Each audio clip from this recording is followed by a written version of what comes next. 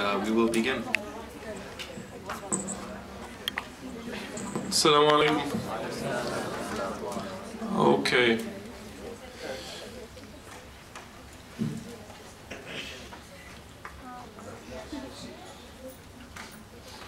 Okay.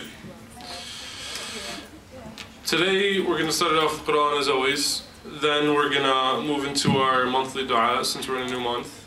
Then we got a prize for a question we're going to have. We're going to have these questions of the week, and there's going to be 2 per every dars, so every week we do it.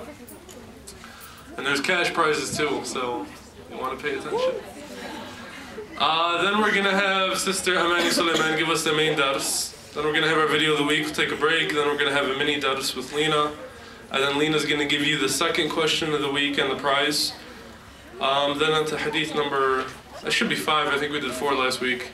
And then we're going to end with the challenge of the week. So, Bismillah, let's start with Omar, Surah Al-Masad. Can someone turn on the lights, please? Yeah. No, that's the main light, the one over here. Light. Lumos. No, I don't. I said I don't. I'm not lying, I don't know the password. أعوذ بالله من الشيطان الرجيم بسم الله الرحمن الرحيم تبت يدا أبي لهب وتب ما أغنى عنه ماله وما كسب سيصلى نارا ذات لهب وامرأته حمالة الحطب في جيدها حبل من مسد. Does anyone know why the uncle of the Prophet's nickname was Abu Lahab? Because he was greedy? No. It's because he had big, fat, red cheeks. And Abu Lahab means the father of flames. So they said that it always looked like he was in a bad mood or had a bad temper. So they said whenever he'd approach someone, he had flamed cheeks. So that's why he got the nickname. Does anyone know what this surah is talking about, other than the fact that it's about the uncle's prophet? His wife. His wife. What else? Picking up hot rocks. I can't hear you. Speak up, man. They didn't believe him. That's part of it. Does anyone know what the first ayah means? Tabbat yada. What is tabbat yada? Cut off his head or take. No. Something about his wealth. So tabbat yada abi lahabin wa tab. It's kind of a strong emphasis because the Prophet ﷺ had a saying against Abi Lahab because of his reaction. When Muhammad ﷺ approached his family and he asked them, he says, if I were to tell you that there's a mountain behind this army, would you guys believe me? And they said, we've always known you to be truthful. So they said, yes. And then he says, okay, I've come to warn you of something even worse. And he told them that, he told them that he was a prophet of Allah subhanahu wa ta'ala, and then he said he was a messenger, that he had, a prophecy for them. The first person to say anything was his uncle. You want to know what he said? He said, Tabban lak. He said, curses be upon you. He's like, you wasted our time like this? He's like, you come here and you're going to waste our time? And you know how he said everyone known him to be a Sadiq al-Amin? So anyway, the Prophet ﷺ, because of the reaction of Abu Lahab and because of how he treated him in the years to come, he says, أَهْلَكَهُ اللَّهُ وَقَدْ هَلَكَ. That very Allah has destroyed him, and indeed, like it's double emphasis, that he's destroyed, khalas. Everything that he makes in this life won't help him. You know what his response to that? He says, if my brother's son is true, what he says is true, meaning he kind of does believe what he says, so he's scared, because Muhammad ﷺ was never known to lie. He says, then my wealth and my sons will be a ransom for me. They'll save me from whatever God is going to punish me with.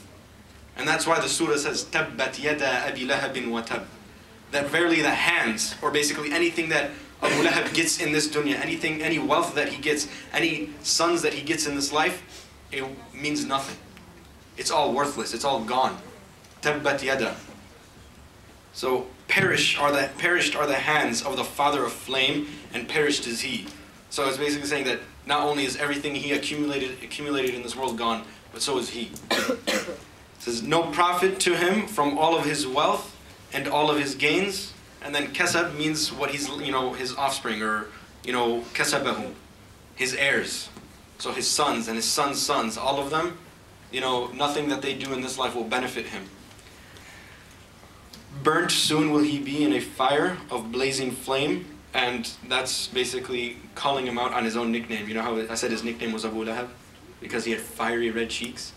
So he said by the same fire that his cheeks have in them, he'll be burnt by it. So subhanAllah, it was an awesome metaphor with his nickname. I don't know, I'm just a dork, I thought that was cool. His wife shall carry the crackling wood as fuel. And someone said why his wife will also be cursed. Why? Anyone know? She was married to him, but she was equal in what? No, and how much she hated the Prophet. They say that she used to carry cactuses and like thorns and throw them in the path of the Prophet and throw them at him. So she's equal into the amount of punishment that she'll get. And by the way, this is the Prophet's uncle. You have an uncle? Who here is an uncle? And you love your nephews? You love your nieces? You guys are khaltos and khalos and ammos and amtis? Man, you must feel old.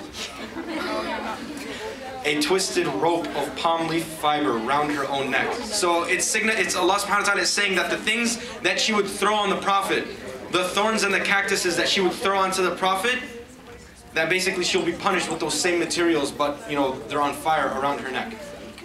Because she always used to torture the Prophet sallallahu alaihi wasallam when he did what to her? Nothing. And these are his family members. Usually you show love to your family members above anyone else, right? That wasn't the case with Abu Lahab and his wife. Rather, they probably were some of his biggest enemies. And Sadaqallah al-Azim. Jazakallah khairan. Okay. We're gonna start with our question of the week now.